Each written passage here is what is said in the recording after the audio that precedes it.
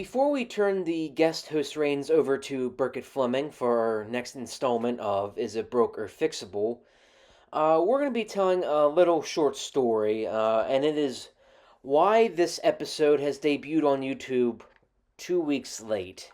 So we have here this hard drive. And sure, it looks state-of-the-art, doesn't it? At least so I thought. Or the $80 I spent on it, I thought.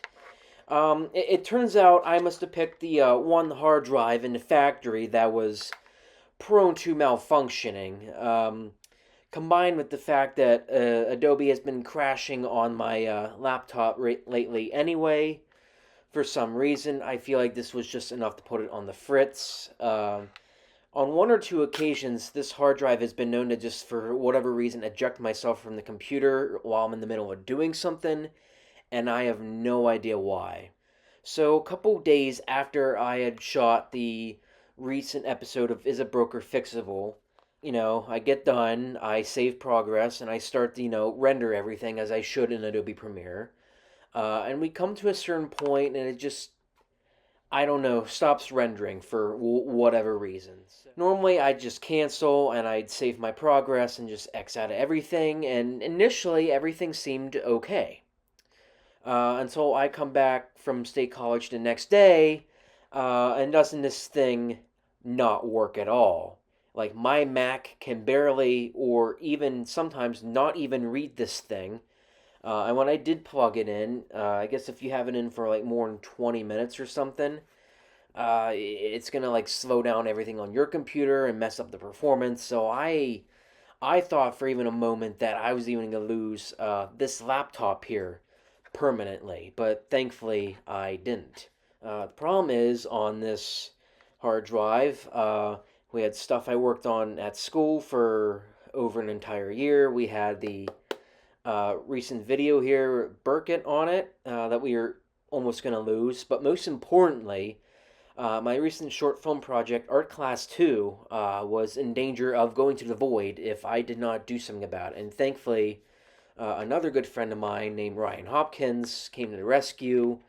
And with his superior hacking skills and computer software from apparently 12 years ago, we managed to get basically all the important stuff off of this hard drive, including the Art Class 2 project. So thankfully that can resume, including this episode of Is It Broke or Fixable, which thankfully also did not go into the void. So if you're wondering why we haven't gotten an installment from that in quite a while, that's why. And again, this could have been up about 2 weeks ago, but due to a little itsy bitsy failure, that didn't exactly happen according to plan.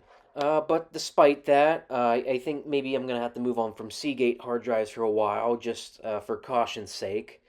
And hopefully that means we can continue this series going for quite a while. The last video got plenty of views anyway. But I guess enough of my rambling, because I've rambled on for far too long.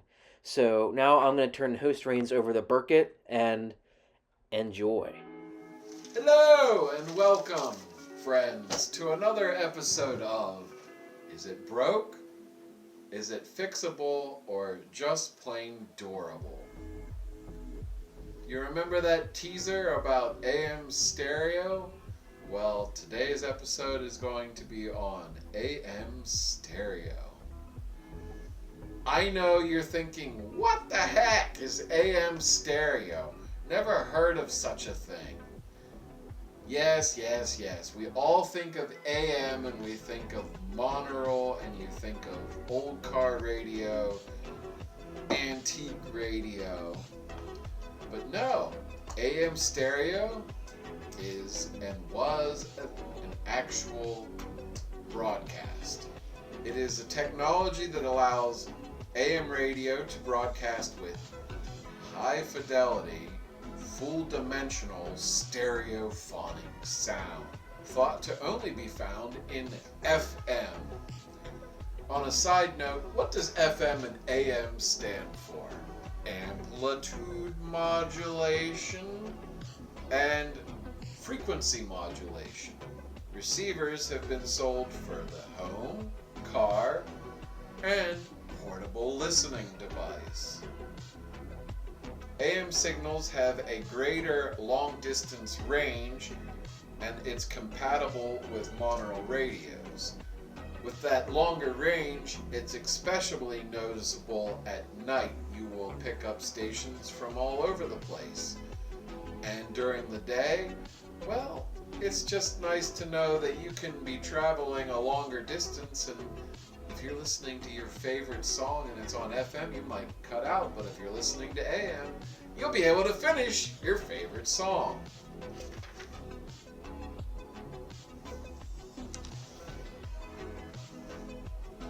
Stereo was first experimented with in the early 1900s, and its first big use, oh boy, was in the movies in the 1930s. But it wasn't until 1957, with the invention of the LP, that stereo became very popular. Early stereo radio involved two separate stations on AM and FM. So let's think about this. You're using two separate stations. That means you'd have to use one radio for one station and another radio for another station. So that could be a bit of a hassling problem to get your stereo. The process of putting together two stereo channels to make one stereo channel so that it can come out of one radio is called multiplexing. Multiplexing was introduced in FM in 1961. Armstrong invented FM to improve on AM to create better sound quality so that it didn't sound like you were listening to a monorail tin can while you were driving down the road.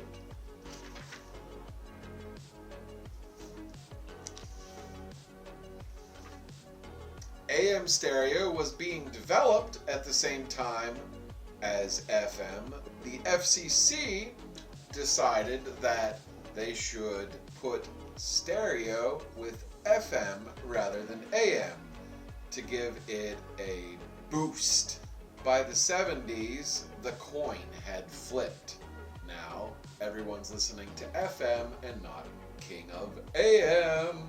By the 80s, it was decided to open the can of worms of AM stereo again with the FCC to help AM become more competitive with FM. There were different systems, so the FCC couldn't decide to go with which one, so you had your choice of Magnavox, Motorola, Con Hazeltine, and Harris. Motorola was the big gun, so it became the prevalent system, and they called their AM stereo Sequam, Compatible Quadrature AM. Leonard Kahn fought to keep his system going, but in 1993 the FCC went with Sequam. Motorola, since it was now the standard system, took all complaints from people and tweaked the system.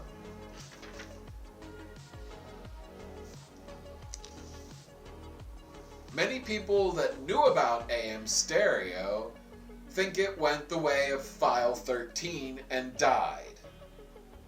But it's still around and prevalent and used around the world. There are at least 45 stations across the country using it. We're going to do a small sample of what regular AM sounds like and what stereo AM sounds like.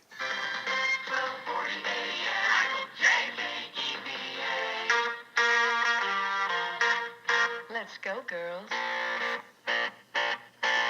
So that is regular AM, and this is stereo AM. AM stereo. 1240 AM.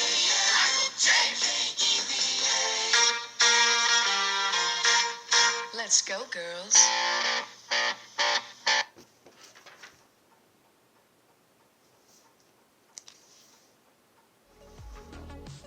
We thank our friends at amstereo.org for this information and video. AM stereo has always been an interesting thing to learn about. I learned about it through conversing with people, I believe in college, and have always wanted to learn more about it. There actually were inputs for AM stereo back in the 60s on the back of some stereo units for those that were in the trying the system earlier. So it's finally nice to be able to let other people know that AM stereo is a real thing. Now, my 1978 Chrysler LeBaron only has AM in it. It had the possibility of having FM in it, but for only having one speaker, it really provides astronomical sound. I'll leave you on this. And God said, "Let there be light, and there was light. And God saw the light, that it was good. And God divided the light from the darkness. And the FCC saw color and said, 'Let there be color,' and there was color. Or at least there was an edict decreeing color, and the public tried to divide the black and white from the color and discovered only confusion. Next to the FCC's, God's problem was comparatively simple." John Crosby, a columnist for the New York Herald Tribune, wrote that on October the 24th, 1950. So just a little teaser, we may do something on color television in the near future.